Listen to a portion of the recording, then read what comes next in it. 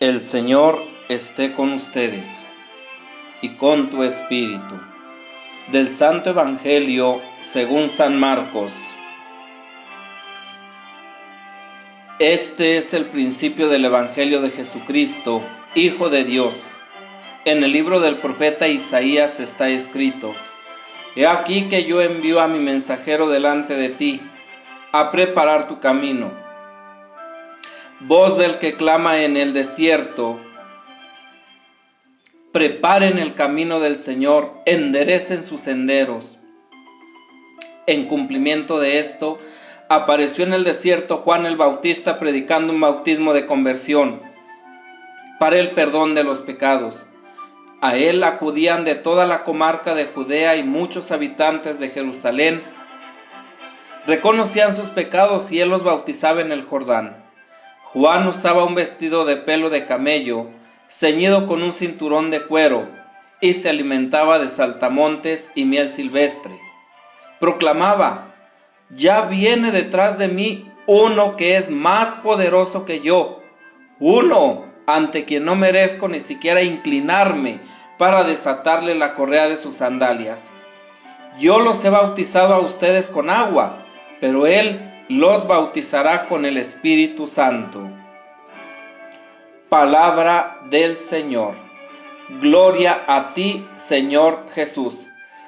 Queridos hermanos y hermanas, paz y bien. Segundo domingo del tiempo de Adviento. Domingo del precursor, domingo de Juan Bautista, pero también domingo del profeta Isaías.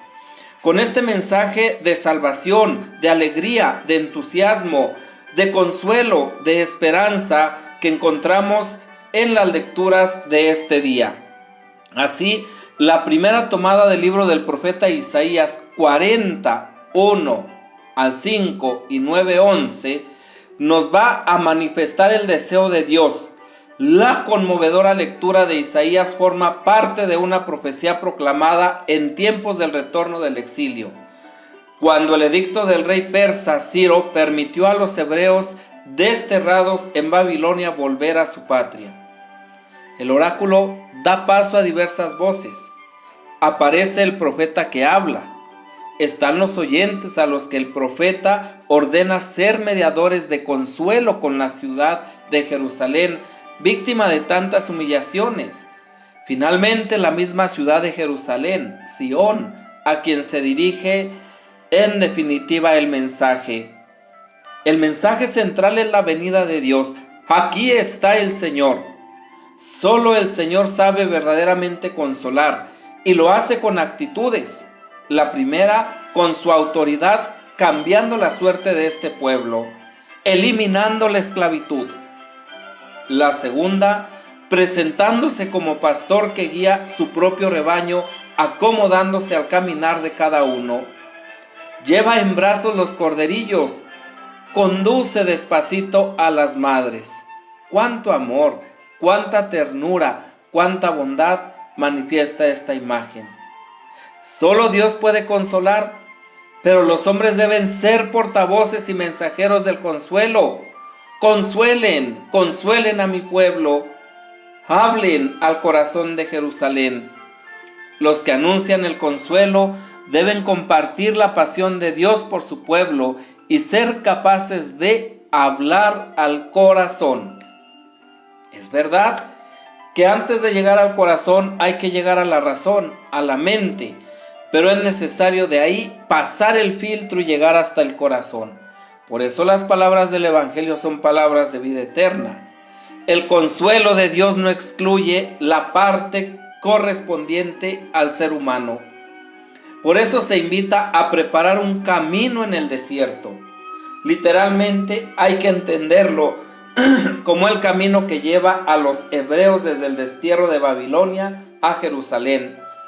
Pero la exhortación cobra un sentido más profundo. Hay que abrir el corazón a Dios mediante un movimiento de auténtica conversión. Y esto precisamente es lo que hace que cada hombre y cada mujer esperemos un cielo nuevo y una tierra nueva, como nos lo decía la segunda lectura, tomada de la segunda carta del apóstol San Pedro, 3, 8, 14. La palabra de Pedro hoy está, las palabras de Pedro hoy están en relación con un problema concreto de la comunidad cristiana, creado por alguno que turba la fe de los creyentes al poner en duda la promesa de la vuelta del Señor, diciendo: ¿dónde queda la promesa de su gloriosa venida? La objeción va incluso más allá, cuestionando la consistencia misma de la palabra de Dios, que parece que no hace cambiar nada en la historia humana. Ya han muerto nuestros padres y todo está igual que al principio del mundo. La primera respuesta es una cita del Salmo 90, 4. Para el Señor un día es como 1000 años. La espera de la vuelta de Jesús no es cuestión de cantidad de días o de siglos, sino de calidad de tiempo concedido a cada uno. Desde el punto de vista de Dios, el tiempo humano no es la suma de los días de su vida, sino que es el año de gracia concedido para la conversión. Es un día solo. Es un tiempo unificado por la única preocupación que lo debe llenar, la de ser fieles. Los días concedidos al ser humano son un tiempo disponible para la conversión que Dios quiere ofrecer a todos. Pero los que piensan que no necesitan conversión no saben acoger esta posibilidad que se les brinda y piensan que retrasa su intervención en vez de considerar la paciencia divina. Del mismo modo, también las imágenes cosmológicas que siguen: el cielo desaparecerá con gran estrépito, los elementos se desintegrarán abrasados y la tierra se consumirá. Más que describir con anticipación y literalmente lo que sucederá a la tierra, quieren afirmar que Dios aniquilará la maldad de este mundo, que lo renovará hasta sus raíces y se producirá una nueva situación. Los cielos nuevos, la tierra nueva, para los cuales es necesario enderezar los senderos, preparar los caminos, abrir el corazón. Por eso en el Evangelio tomado de Marcos 1, 1 al 8, nos manifiesta que Jesús es Cristo, el Hijo. No comienza de repente con la venida de Jesús, sino con un tiempo de preparación. En este tiempo de preparación se subrayan por lo menos 3 elementos. El primero de los cuales es la Sagrada Escritura, versos 2 al 3, ya que el Evangelio de Jesús les dará una realización concreta y el Evangelio solo se podrá comprender auténticamente meditado, incesantemente en las páginas de las que Dios ya había hablado. Las palabras que relata Marcos citando a Isaías aluden a un camino que hay que preparar, el camino de Dios hacia su pueblo y el camino del pueblo hacia Dios. Pasa a continuación al segundo elemento, el envío de un profeta, el Bautista, capaz de indicar a la humanidad el camino del desierto, el lugar donde Dios ofrece la posibilidad de una auténtica conversión. Según Marcos, el Bautista no insiste tanto en la predicación moral, como sobre todo en la necesidad de esperar a otro, uno que debe venir de parte de Dios. El tercer elemento es el mismo pueblo que por la predicación de Juan camina penitente hacia el desierto, como el pueblo del Éxodo. Por consiguiente, están haciendo un pueblo nuevo, aunque se requiere una condición: que el hombre se ponga en camino, salga y se dirija al Bautista para acoger su mensaje de conversión. Y caminando juntos hacia el lugar donde resuenan las palabras de Dios, es como el pueblo podrá reconstruirse. Así pues, una metáfora domina las lecturas de hoy. Es la del camino. Correlativa a la del camino aparece la idea de iglesia como nuestro ser pueblo que se forma poniéndose en camino. Isaías se dirige a un pueblo desconfiado, con necesidad de consuelo y ayuda para ponerse en marcha.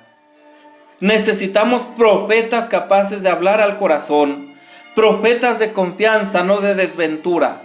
Hoy, en medio de tanto dolor, de tanto sufrimiento, de tanta muerte, de tanto desasosiego, de tanta inseguridad, de tanta incertidumbre, no temas, Dios está contigo. No tengas miedo, Él es tu Padre y tu Creador, Él es tu Salvador. Ante la devastación de nuestras conciencias, bombardeadas por mensajes negativos y nihilistas, es importante para cada uno de nosotros el aliento que nos llega del mensaje profético. Solo la esperanza nos mantendrá firmes. Nunca, nunca antes se pueden hacer realidad estas palabras en nuestra vida como hoy, que nos sentimos azotados por esta pandemia tan terrible, pero que al mismo tiempo nos hace poner nuestra confianza en Dios y hacernos responsables de nosotros mismos y de los demás. También las palabras del Bautista apuntan en esta dirección, preparando nuestro corazón a la venida del que bautizará con espíritu. Ciertamente su figura austera y penitente no deja de ir contra nuestro estilo de vida cuando ya no sentimos necesidad de conversión. Una consolación barata no nos enriquecería con frutos duraderos. Y se habla de consolación barata cuando se vive una vida efímera, cuando buscamos la consolación en los bienes materiales, en una vida superflua, sin espíritu, sin Dios, en una vida, ¿verdad?, que tiene poca referencia para con Dios y por lo tanto manifestación en las acciones. Es indispensable sobre todo nuestro testimonio inspirado en una fe honda en la salvación que nos ofrece Dios. Nuestro querer ser pueblo de Dios atraídos por la promesa del Bautista para después convencer a los demás de la salvación inminente. Por otra parte, siempre nos acuciará la pregunta de los escépticos: ¿es que vale la pena? ¿Vale la pena cuidarnos en estos momentos? ¿Vale la pena ser responsables? ¿Vale la pena quedarnos en casa? Pero si todo el mundo y mucha gente anda allá afuera como si nada, esa es la irresponsabilidad. Esos son los escépticos, esa es la consolación barata. Claro que vale la pena. Vale la pena cuidarnos, vale la pena quedarnos en casa, vale la pena confiar en Dios, vale la pena poner en Él nuestra esperanza. La palabra de Dios no responde que sí vale la pena, nos responde que sí vale la pena. La carta de Pedro nos recuerda que este es un tiempo lleno de la presencia de Dios y solo podemos verlo así, creyendo de verdad y comprometiéndonos con nuestra existencia. La promesa del cielo, de cielos nuevos y tierra nueva, genera en el que cree una vida auténtica de santidad. Y ella misma es anuncio y signo tangible de aquel mundo nuevo. Queridos hermanos y hermanas, en estos tiempos difíciles, en estos tiempos de dolor, de sufrimiento, de angustia, Dios no nos deja solos. Dios no nos abandona, pero tú ponte en camino, endereza tus sendas, conviértete de corazón y sé testigo de la nueva creación, la creación de la armonía por la presencia de Dios en medio de nosotros. Paz y bien.